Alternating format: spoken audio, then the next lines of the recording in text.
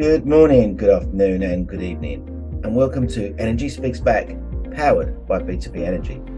My name is Paul Webb, and I'm the founder of B2B Energy, and I'm your host. And weekly, I present to you energy experts from around the world.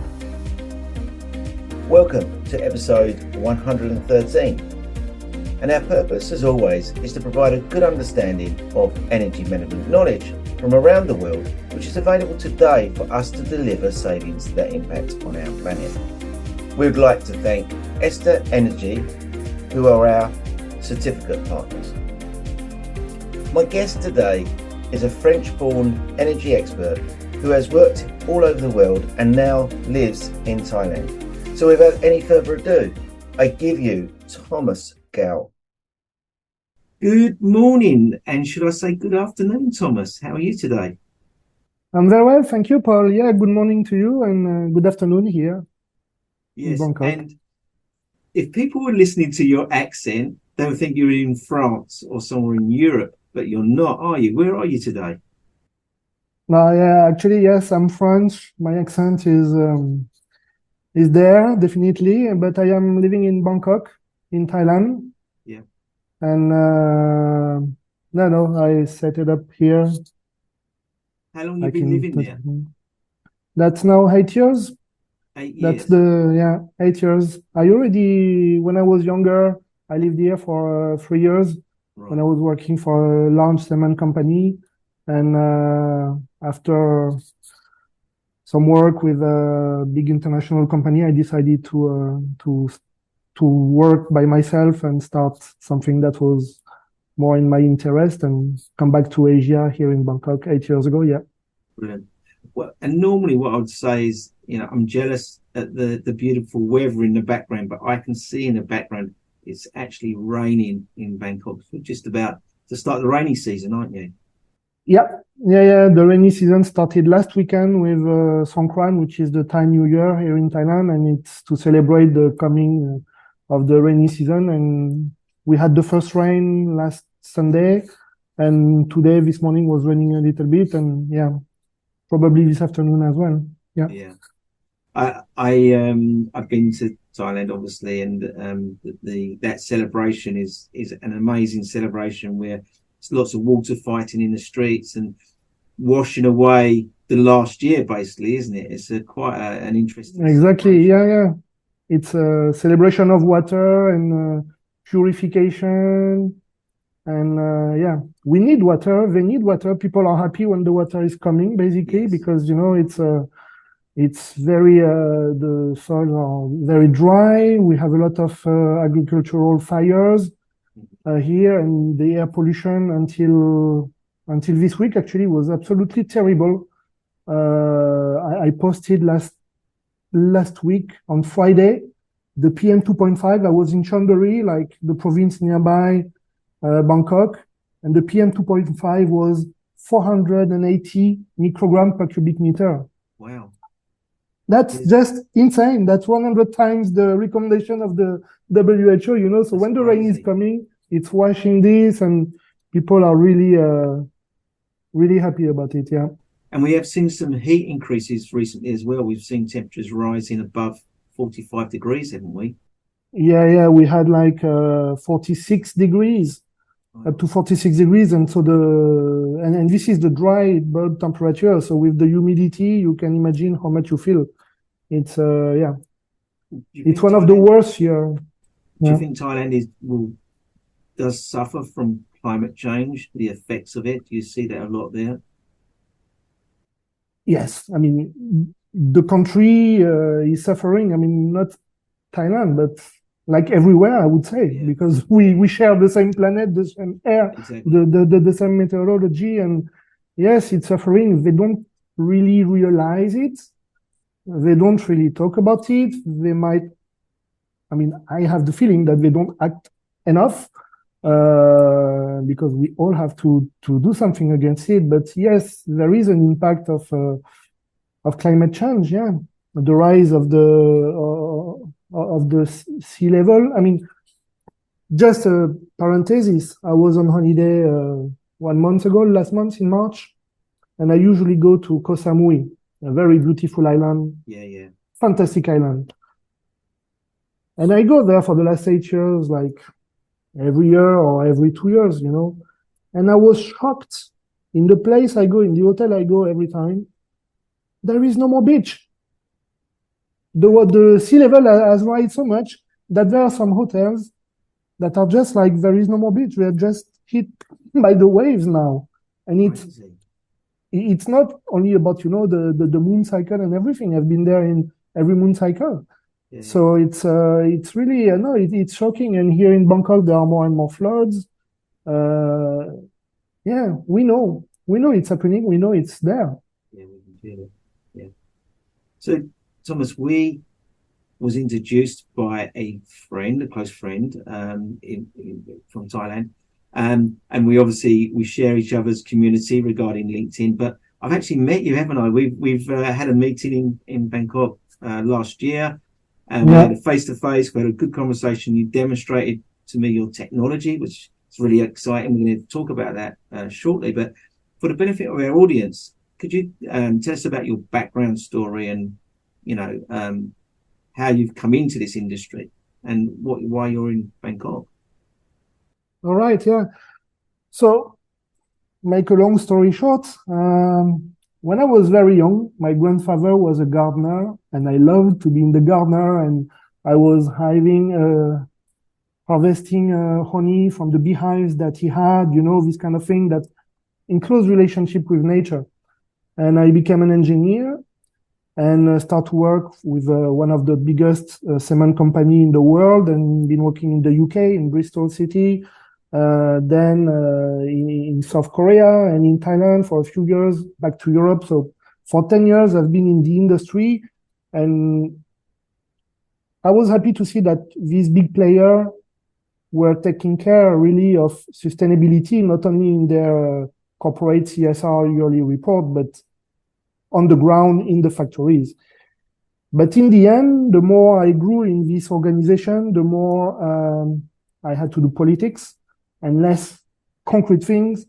And that's why I decided to take over the family business in south of France, where I come from, in Nice, and take over the company was electrical engineering. And I learned a lot about the regulations in France, which are basically very well advanced compared to the rest of Europe in terms of insulation. I mean, after the oil crash, after the Second World War, and in the 70s, they implemented a lot of laws that are really strong in terms of the duty that you have to do to insulate a building and energy conservation. So I learned a lot. And finally, I decided to do even more, because I remember when I was in Thailand, I mean, here with the electricity is produced with gas and oil, okay, whether we like it or not, but in France, we produce with nuclear power, which is like clean in terms of CO2 emissions, I would say. I'm not doing politics here, but it's just a fact, right? And so I came back here and set up the company here. That was in 2015. And when I came back just after, let's say, 10 years, in 10 years, the city of Bangkok grew so fast. That was incredible. And you know, it's like the average temperature may be 32 degrees Celsius year round.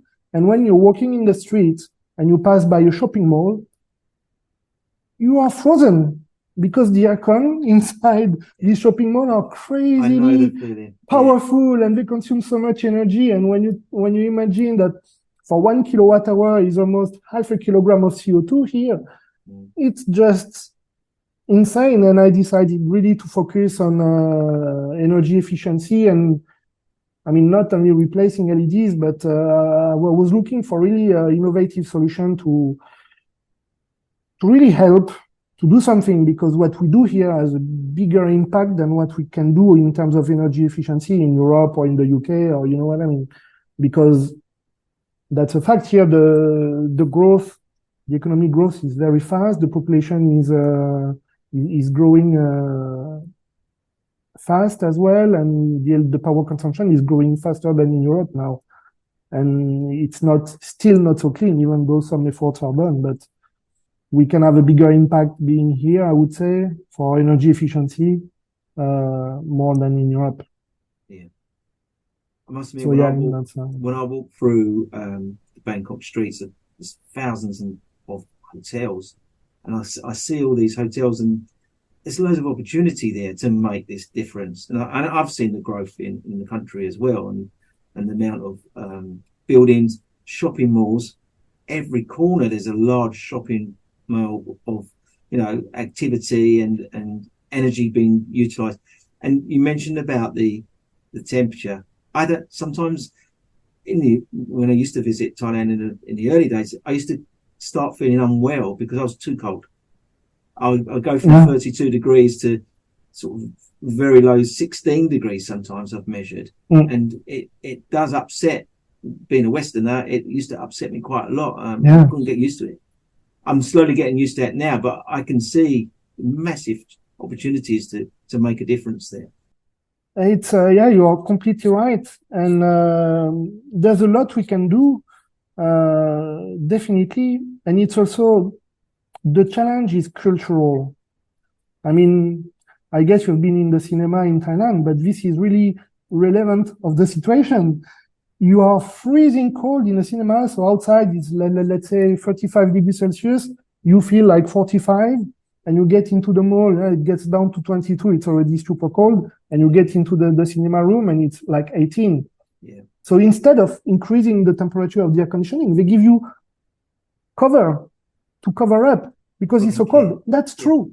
Yeah. It's just like, but that's the way it is in their mindset, because they believe that it's a luxury, it shows luxury to be in a very cold environment. And I mean, there are quite some challenge to tackle to make a big move here, but we can still do a lot. Is the government getting involved regarding legislation? Maybe is there steps towards that? In terms of energy efficiency, honestly, so first, I mean, anything I can say is really subjective because we can't I cannot retire, okay, and it's difficult to have the real information because everything, all the laws are written in Thai, obviously, and but from what I know from the networks, and I mean, we were in a meeting with the Ministry of Energy not later than 2 days ago, and basically you can feel that they, in terms of energy efficiency, they don't do so much. They really don't do so much. They know it is a subject, it should be a priority, but they don't do so much. They do more on other sustainability domain like plastic pollution. Right. They do a lot. They just agree to authorize by law the when you recycle PE from the water bottle, okay, until recently you could not recycle them to a water bottle, okay, for hygiene and so on.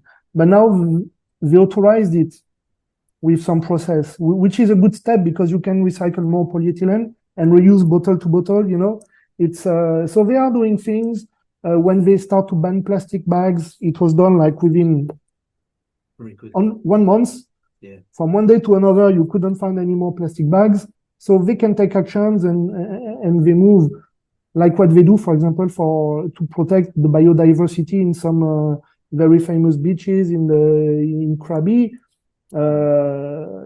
They might have like thousands and thousands of tourists coming there every day, but when they realize that it's really damaging the ecosystem, they decided to stop for 3 years. And then after COVID hit, so it was like almost 6 years without any tourist, and that really helps to to improve the biodiversity and get back to a good ecosystem. So they can do a lot, but in terms of energy efficiency, I think we have to count more on private initiative to move at the pace that we should move, because we have to move quickly, basically, to reach net zero. The government has also announced last week an increase in energy prices. So But I'm subject to that because obviously I have a property and we've noticed our energy prices have gone up significantly. It's more than significant. It's already from last year. We have a lot of clients who are working on, I mean, they are looking for our solution for energy efficiency, but last year they were paying 1 kilowatt hour, I will say in baht, okay, but was like 4.3 baht per kilowatt hour, okay? In the same environment, today is 5.6 baht per kilowatt hour. I can tell you that, for example, if you take a shopping mall, the electricity bill was like 19 million baht per month, gets as high as 22, 23 million baht per month now. Wow. It's a big, and it's just the beginning. Yeah. I mean, this is... Why do you say it's just the beginning? Because it will increase more. I mean, I don't see it. I don't see the price of electricity going back to lower prices. I mean, well, it's linked today. It's linked to the geopolitical issues with what is happening in Eastern Europe, and I mean, well, what's happening between Russia and Ukraine has a big impact on the price of gas. And since they use gas to produce electricity, the price of electricity is getting very high. But yeah. So tell us what so we know what the government are doing. We know what the whole of the country's approach to energy is, but what's your individual approach? What's Thomas doing about it? Tell us. So what I do, actually, I am extremely lucky because when I was looking, as I was explaining, for innovative solution, I met one person, one Japanese professor here in Bangkok who was in business trip. And just by chance, I met him at a common supplier. And it was really like we had a match, like two magnets, you know, that attract together. And we had this big conversation, and he was like a wonderful human being, a humanist, you know, not a businessman at all.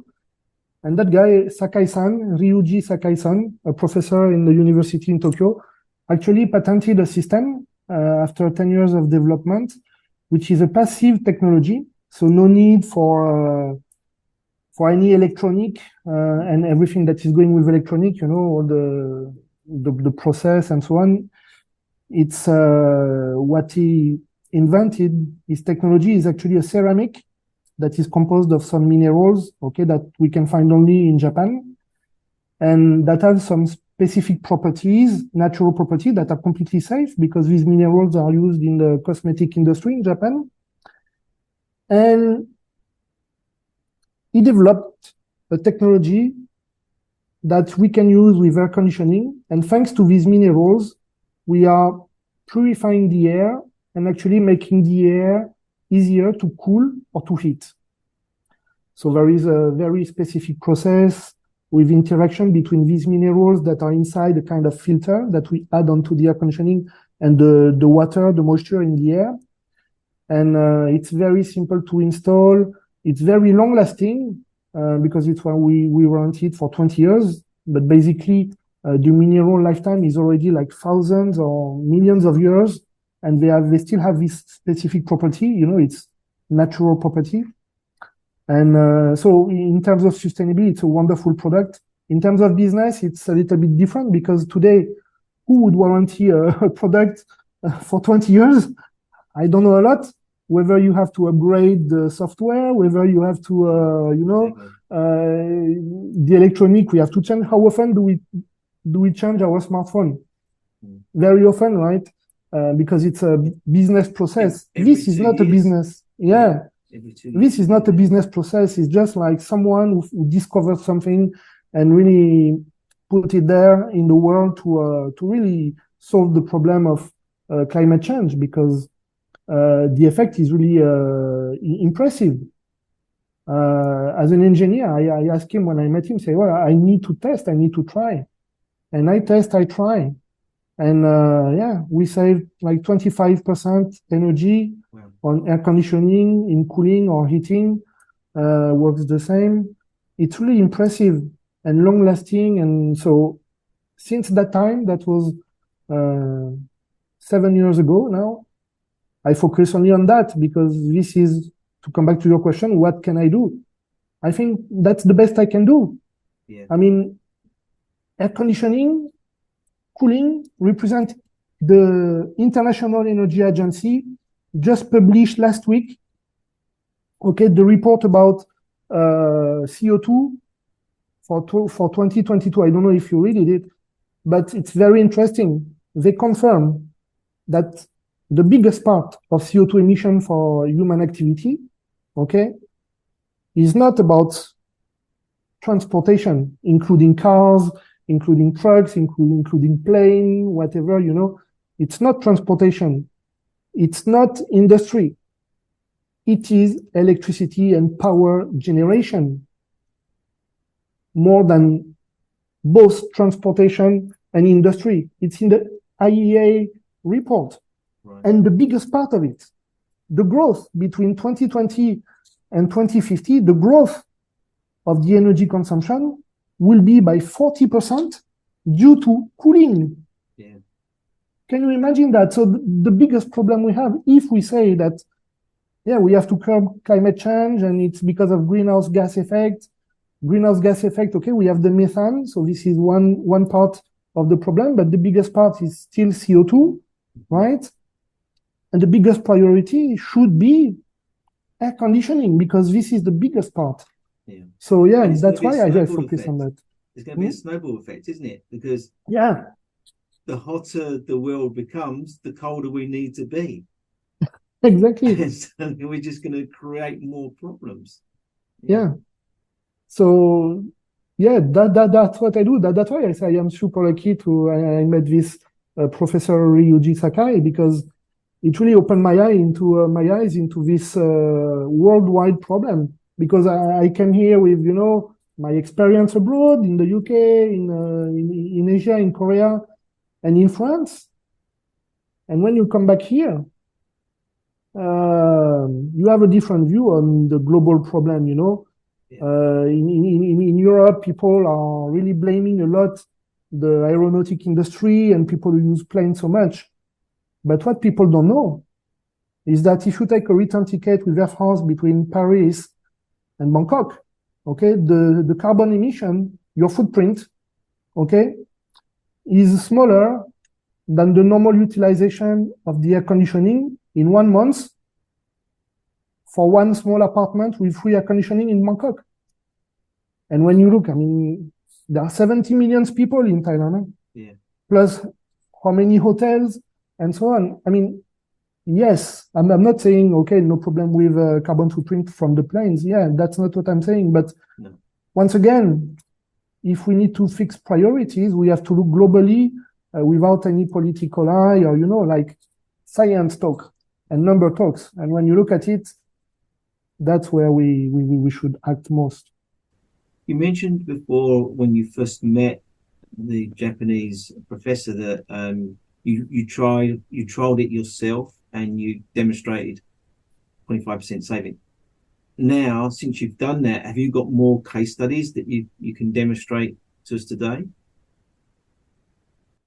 Yeah, I mean, you're talking about like references and references regarding because I know there's a couple you've done. Yeah, sure. I mean, James Thompson. Jim Thompson. We have a lot in Japan in the last, actually, since the rise of the price of energy that also happens in Japan for the last 1 year and a half in Japan. Now the sales are very high. They have international clients like Coca-Cola, like a major American company from GAFA that we cannot say the name, but major company. And I am deploying in Southeast Asia, in Europe, and soon in the US. In the past few months, we grew a lot and fast. And we have, some references. We have a lot of embassies, actually, who were one of the first in Thailand to believe and to demonstrate the results. So we have the Embassy of France, obviously, but also the US Embassy. the Netherlands embassy, the Canadian embassy, right, to use our technology. And they all save, let's say, between 20 and 30% on their cooling cost. We have a lot of Thai companies, as you mentioned, Jim Thompson. We are now working a lot with the shopping malls, okay, the retail industry, shopping malls and supermarkets. I cannot say the brand now because we are in discussion and we have confidentiality agreement. But big brands of supermarkets here are very interested, and we just proved, like, at the scale of a supermarket, that we can save 15% in a supermarket that was already, like, very energy efficient, which is also, that means it's quite difficult to improve even more. Yeah, because they had insulation, they had air curtain, they had like inverter technology, they had AI and BMS system to manage all that, the cooling, and saving 15% was quite a challenge, and we succeed in real life condition, you know. And you lowered it even further. You lowered the energy cost even further, yeah? Yeah, definitely. So, no, this is in Thailand, yeah, it's picking up right now quite fast.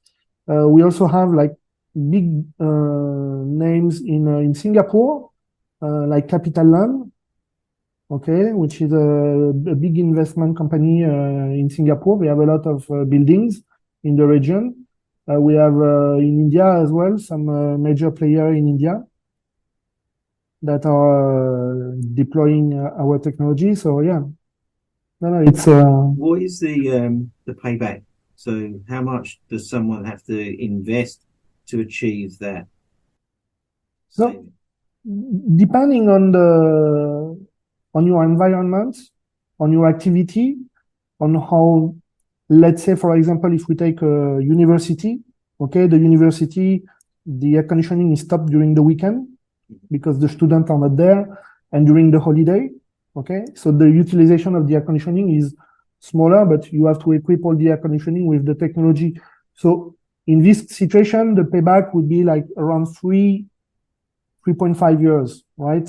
If you are a hotel where you have a lot of aircon that are used 24/7, or in office where basically they always keep some room with, you know, the cold, and they don't close for holidays, whatever. So it's more like between 1 to 2 years payback. So it's really good, especially in Thailand, when the return on invest for solar panels, for example, that produce energy is more like 5 to 7 years. So we are basically half of that. So and it's very easy. I've seen the product, so I can presume that it's very easy to install. The client, yes, or the organization could self-install this product. Yeah, indeed. That's what I found beautiful when I discovered the product as well. Because I mean, I have one piece here. It just looks like that. So this is the standard size for a 4-way cassette. Okay, so it's flexible. You just open the cassette, you insert it on top of the filter, you close, and that's finished. That's what I found super beautiful with this product, to bring such an efficiency in such a simple way, using the property of natural minerals, right? Yeah. We are using property of nature, which is absolutely beautiful. And actually, that's maybe the biggest challenge we face with some clients who just are like, how can this be so efficient and so simple? Yeah. We are in a world, you know, where we all believe that technology is this, okay? That you have to update every month the app, that you need to get some new iOS, yeah, and there is no iOS, nothing. So it's challenging because the world, like the big industry. Yeah? That was going to be my question, actually, Thomas. What are your challenges around this business? Today, the challenge is to understand, because, I mean, compared to 2 years ago, where I was just like Thailand and Cambodia, now we are in 18 countries, okay? So today the challenge is to understand how people in their mind, in their culture, when we talk to, now we are talking with some airport, for example, in France, with our distributor in France, the challenge is to understand their mindset, their culture, their knowledge, and how we can communicate about the efficiency of this simple solution. Because in Japan, it's very simple. Japanese, they have a big trust between them. They have a strong community. And if a Japanese person say, okay, use this system, put it in your account and you will save energy, everybody trusts, the sales are super high, everything goes well, right, and they buy. Here, outside of Japan, be it in Southeast Asia, in Thailand or in Singapore, first you have two different approach, or be it like in Europe or in the US where we are starting now. We have to find the right way to approach and to make people understand, to make people trust. And for me, as an engineer, I say, we all use the same air conditioning systems. We all use Carrier, Daikin, Hitachi, Mitsubishi, we are this worldwide brand. We all cool the same air. The air in Bangkok is the same as the air in New York or as in London, right? And people say, yeah, but your results were not in France, or your results were not in America, or your results were not in India. So we have to try again. Yeah. So this is the challenge, to approach multiple. It's not like if you sell a car, everybody know what is a car, even though 90% of the person don't know how it works really. I mean, the engine and so on, they don't know. Nobody knows. Nobody knows how a smartphone is working. Nobody knows, but everybody uses, right? In this system, it looks so simple, but people doubt. So my challenge is, to prove every time we prove by proof of concept, that it's working. Yes, it's educate. Exactly. So the way I found to tackle this challenge is through education and, exactly. What are the manufacturers making of this product? So the manufacturer is only in Japan? No, the manufacturers of air conditioning systems around the world. What are they making of this? So basically, they would like to get it. We have been approached, and Sakai-san, the inventor, the owner of the patent in Japan, was approached, of course, by Daikin, Hitachi, Mitsubishi. I mean, we have a lot of Japanese manufacturer of air conditioning. And but these industrial, they want one thing, is they want to buy the technology, they want to buy the patent, and they want the exclusivity, and they want to get it and to keep it for them. Exactly. And that's why I was saying, you remember, I say Professor Ryuji Sakai is really someone who has a vision. He's a human being, he is a humanist person, he's not a businessman. And his vision is to be able to make this product, this solution available for everyone. Whether you use a Carrier or a York or a Johnson Control or Daikin, Mitsubishi, LG, whatever, Samsung, whatever is your brand, whatever is your type of air conditioning, wherever you are in the world, you should be able to use it, because we have to save energy everywhere. Every gesture counts. So that is his vision, and this is why we don't work with the manufacturer of air conditioning, basically. He has principles, doesn't he? That's his principles. He doesn't want to be locked out of the industry by a major manufacturer who would be quite happy to sort of put their arms around that product and just keep it all to themselves. And that doesn't help anyone, does it? No. In the end, So it's and this is what I like in this business. We have challenges, but the beauty of it is, it's a vision, and these are values that I share personally to make it available to the most people on the planet. It's not easy when you are not a big brand, internationally known. If we were, let's say, if we were a big name like Coca-Cola, everybody buy Coca-Cola. They trust Coca-Cola, in a different industry.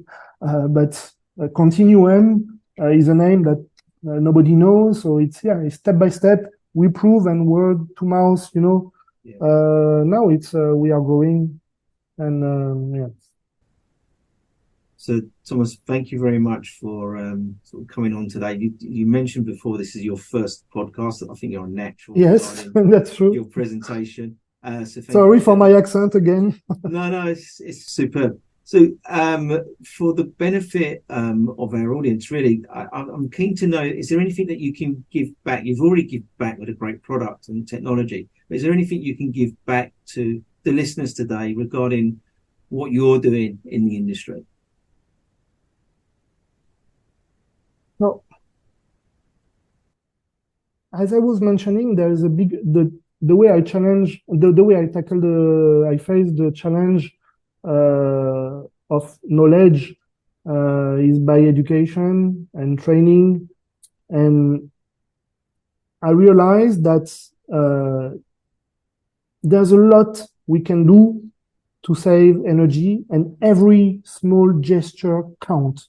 Really, we should not underestimate what we can do, and let's not say, let's say you are in winter in London, okay, and you have a heat pump to heat your house, and you set it up to, let's say, I don't know, 24 degrees Celsius because it's very cold outside, okay? Instead of 24, put it 23 or 22. You will save 10 to 20% on the energy bill. It's a lot. Yeah. It's a lot. 10 to 20%. It's a lot of CO2 emission less. That counts. You don't need to invest. I mean, if you can invest in newer technology or solution like ours, that's great. That's fantastic. But the first thing is there are some gestures, some small tips that you can that you can apply, changing your behavior, and these have a good impact, a very measurable, tangible impact, not only on your energy bill, but also on the result on the planet and CO2 emissions. And this can be measured. I mean, I do some training now to really raise awareness about that. And when people understand, they see their bill going really much lower, even though they don't invest in technology or in our solution, but just by the behavior and understanding and doing it, it's incredible what we can do. And everyone has something to do, and everyone can do something. Yeah. That's what I can give. I mean, it's that's simple tips. That's an amazing thing to say, because I do the same. This morning I've woken up. We're going into spring here in the UK, and our heating's going off, but it's still cold. Okay. So this morning I would normally be sitting here with a t-shirt, but I've got a long sleeve t-shirt on. Why not? So I've put more clothing on rather than put the heating back on again. That little thing, that's going to make me a big saving on my energy. If I was a big organisation, and organisations were doing things like that, even providing their staff with jumpers or like they do in the cinemas in Thailand, which is wrong, blankets, it's things like that we can be doing just to make that difference. It's a lot of money to put your systems on. Mm-hmm. And sometimes with a building, if one person's cold, that whole building's got to be heated up to satisfy that one person. So you're right, that one little thing, and it doesn't cost nothing, them one little things. Exactly. 1% changes. Exactly. And it doesn't cost anything, and it has a big impact, a real impact. It has much more impact than many other things or gadgets that people can sell. Yeah. So, thank you again. How do we get hold of this product? How do we learn more about it? Have you got a website that we can go and have a look at? So we have a website, www.continuem.asia, and soon we'll have another one for Europe and America. I will share in the comments. And brilliant. And can you show us the products again? I really like to see that. I've actually touched this and seen it. Beehive. It's beautiful. So you can see, yeah. You can see the minerals actually. Yes, you can. Yeah. It's a shame that we've got an audio and it is sometimes video that you do that little trick and regarding the magnets and demonstrate to them to people how it works. That would be for the for the next podcast then. Yes. Okay, Thomas, thank you very much for your time. We really appreciate it. We're really excited about your technology and pushing it out there more. And we'd like to say at this time, you and your family, please stay safe in these times. Thank you very much, Paul. Thank you for your time and for this. Really, I really appreciate this talk with you, and looking forward to meeting you very soon in Bangkok.